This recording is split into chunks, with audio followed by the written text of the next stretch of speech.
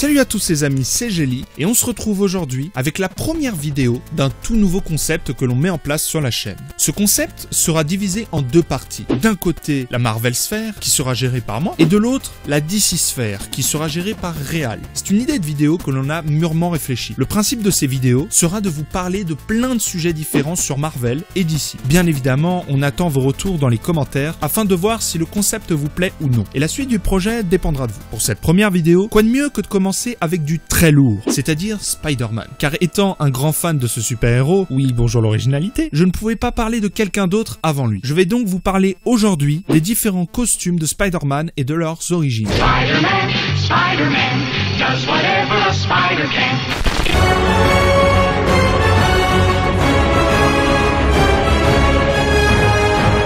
Pourquoi parler de ça, vous me direz? Tout simplement parce que c'est un sujet qui m'a beaucoup intéressé ces temps-ci. En faisant plein de recherches, je me suis rendu compte qu'il y a vraiment beaucoup de costumes différents et bien badass pour certains dans l'univers de Spider-Man. Alors je tiens à préciser dès le départ que dans cette vidéo, je ne parlerai pas de tous les costumes qui existent car il y en a une bonne cinquantaine, ce qui serait beaucoup trop à traiter en une seule vidéo. Je préfère m'attarder sur certains qui m'ont bien interpellé et qui ont une origine assez intéressante. Je vous laisserai donc dans la description toutes les sources et quelques liens pour que vous puissiez aller voir par vous-même. Bien évidemment, je ne pouvais pas parler de costume de Spider-Man sans parler de sa version classique, qui fait toute la force esthétique du héros, à tel point qu'elle revient tout le temps à la surface. Tandis que d'autres super-héros, comme Wolverine par exemple, perdent totalement leur version originale au fil du temps. La version finale de ce costume voit le jour à la suite de sa victoire sur le ring face à Crusher Hogan. Suite à cet événement, un producteur du nom d'Ed Sullivan lui propose de participer à son émission. Pour l'occasion, il décide de mettre à jour son costume, qui ne ressemble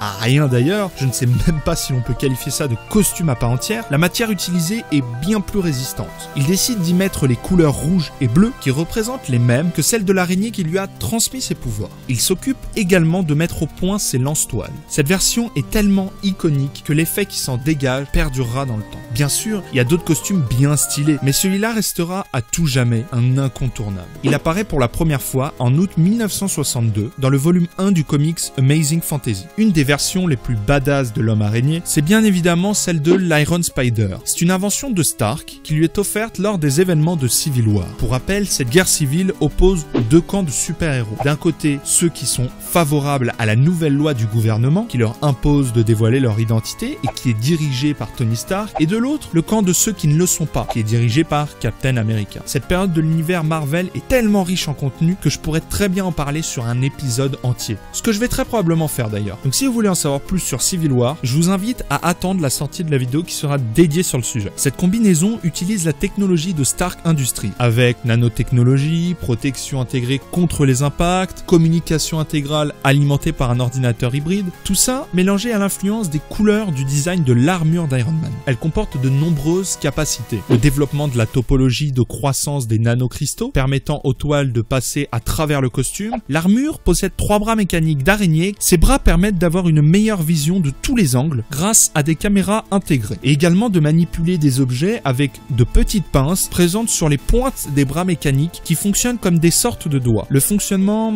est le même que celui du Docteur Octopus. Tout est contrôlé par le réseau nerveux. Ce n'est pas tout. Elle comporte un dispositif lui permettant de planer. Le casque comporte des lentilles holographiques qui permettent une plus large vision et plusieurs modes de spectre optique. Cette conception mélange parfaitement la classe esthétique à la performance technologique. La toute première apparition de cette invention de Stark se trouve en avril 2006 dans le numéro 529 du comics Amazing Spider-Man. Je vais maintenant vous parler d'un incontournable dans l'univers de Spider-Man, le costume noir, ou costume du symbiote, qui est présent dans le dernier film de la trilogie de Sam Raimi. D'ailleurs, la meilleure. Il fait partie d'un des moments les plus stylés de l'histoire du tisseur, car ce costume est celui qui va donner naissance à l'un des méchants les plus emblématiques de cet univers, qui est l'un de mes préférés d'ailleurs. Je parle bien évidemment de Venom, dont j'en ferai très probablement une vidéo qui lui sera dédiée. Mais pour l'instant, concentrons-nous sur le costume noir de Spider-Man. Ce costume voit le jour lors des guerres secrètes orchestrées par le Beyonder. Le Beyonder, c'est l'un des personnages Marvel naturels les plus puissants. Suite à la déchirure de son costume classique lors d'un combat, il croise Hulk et Thor qui lui conseillent d'utiliser une machine capable de réparer les vêtements. Spider-Man, habile comme il est, se trompe de machine et se retrouve avec un costume noir. Ce qu'il découvre sur Terre quelques semaines plus tard, c'est que ce costume n'en est pas vraiment un. C'est un symbiote extraterrestre qui ne veut qu'une seule chose, fusionner de façon permanente avec son hôte. En ayant pris entièrement conscience de la volonté de cette chose et avec l'aide des 4 Fantastiques, il se défait du symbiote. Ce costume est véritablement très classe, je trouve. Sa première apparition se situe en décembre 1984 dans le numéro 8 du comics Marvel Super Heroes Secret Wars. #accent sur 20. Le costume que je vais maintenant vous présenter n'est pas tenu par Peter Parker mais par une autre personne, vivant dans une réalité alternative de l'univers principal. Il s'agit de l'année 2099 et c'est Miguel O'Hara qui détient le rôle du tisseur. Cette réalité alternative est celle de la Terre 928. Oui, je sais, ça part totalement en couille et encore là, ce n'est rien, vous allez voir. Accrochez-vous bien. Dans cette réalité, New York devient Nueva York et se compose en 2 parties. La haute ville qui est dirigée par les grandes corporations et la basse ville qui est un domaine où l'on y retrouve les oubliés et les indésirables de la société. Dans celle-ci, ce sont les gangs qui dirigent. Miguel est un prodige qui, suite à l'empoisonnement d'une drogue extrêmement addictive, le Rapture, décide de purger son corps de cette même substance à un niveau génétique. Saboté par son superviseur jaloux, l'expérience finit par lui donner accidentellement des pouvoirs arachnéens. Bon, accidentellement, j'avoue que ça me ferait plutôt plaisir. C'est de là que naît le Spider-Man de l'époque 2099, de la réalité alternative de la Terre 928.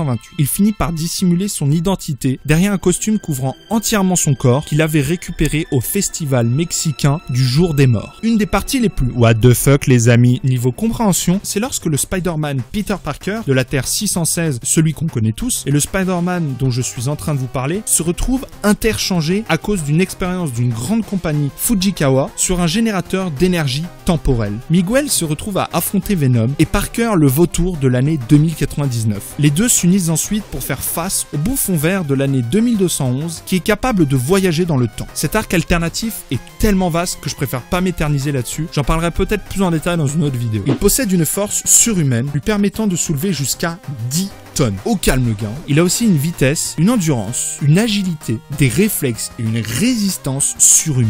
Sa force et son agilité lui permettent de réaliser des sauts d'une dizaine de mètres. Toujours dans le plus grand des calmes, bien évidemment. Des canines allongées sécrètent un venin paralysant. Ses doigts et orteils possèdent des griffes rétractables pour grimper sur les murs ou pour rendre des substances aussi dures que le ciment. Miguel dispose de sens très aiguisés, lui permettant de voir dans le noir. Son point faible, c'est qu'il est très sensible à la lumière. Il apparaît pour la première fois en août 1992 dans le numéro 365 du comics Amazing Spider-Man. Jusqu'à maintenant, on commençait petit à petit à s'éloigner de la version originale du costume. Mais avec ce que je vais vous présenter là maintenant, vous n'aurez plus du tout l'impression de voir la petite araignée qui gambade dans les rues de New York, mais l'incarnation du respect total. C'est clairement la version que je préfère le plus étant donné son taux de badassitude élevé. Mélangez dans un récipient Batman, Superman et Spider-Man, chauffez le tout au four et ça vous donne l'incroyable araignée. C'est une énième version alternative dans un énième univers parallèle. Dans cette version, le super-homme araignée est tellement fort que tous les autres super-héros ont pris leur retraite car ils étaient inutiles en voyant qu'il est largement capable de gérer la paix et la sécurité sur Terre. Pour vous dire, il a même tenu tête au calme sans l'aide de personne contre Thanos, Galactus et bien d'autres. Il possède une très grande force comme Superman et tous les avantages de Batman. Spider-Mobile, manoir, beaucoup d'argent et un repère plein de gadgets. Très peu d'infos sont trouvables sur internet autour de cet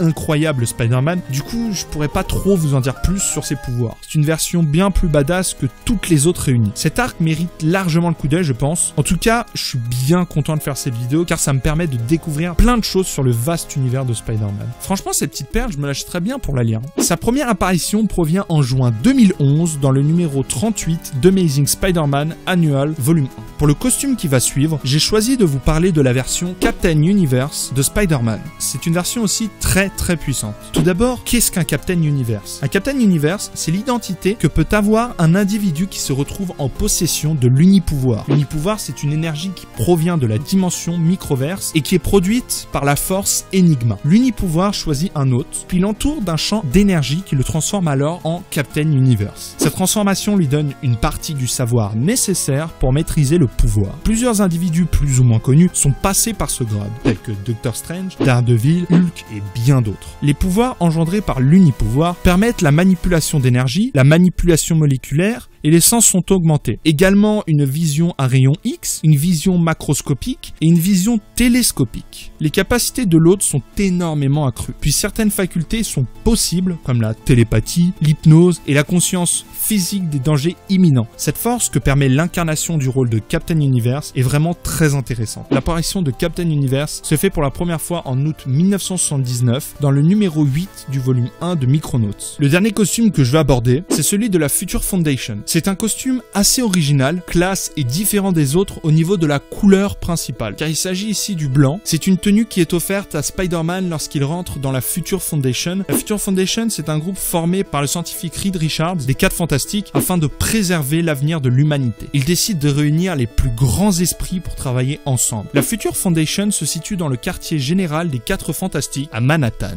Le costume est fabriqué à base de molécules instables de 3e génération qui permet de ne jamais se salir mais également de changer de costume à sa guise avec la pensée. C'est le 2e costume avec celui du symbiote qu'il va garder très longtemps et régulièrement. La Future Foundation apparaît pour la première fois en février 2010 dans le numéro 574 du volume 1 des 4 Fantastiques. Dans cette vidéo, j'ai fait un choix de ce qui paraissait le plus intéressant. Donc oui, je n'ai pas parlé de la version de Miles Morales car je compte garder ce personnage bien intéressant pour une vidéo entière. Après sinon, il y a aussi la version Cyborg, l'armure Sinister Six, les clones, celle par balle, 2211, une version punk, une des années 30 et bien d'autres encore. C'est pour ça que je vous laisse tous les liens dans la description pour les curieux. Allez checker le Twitter de Nazim qui est la personne qui a réalisé le petit personnage que vous voyez en ce moment en train de parler. Il fait du très bon taf et c'est également lui qui a fait la nouvelle bannière ainsi que mon décor sur mon mur que vous avez pu apercevoir dans les dernières vidéos. Le lien de son Twitter est dans la description et vraiment pour ceux qui recherchent une personne comme ça, foncez direct le voir, c'est un gars hyper cool qui fait du très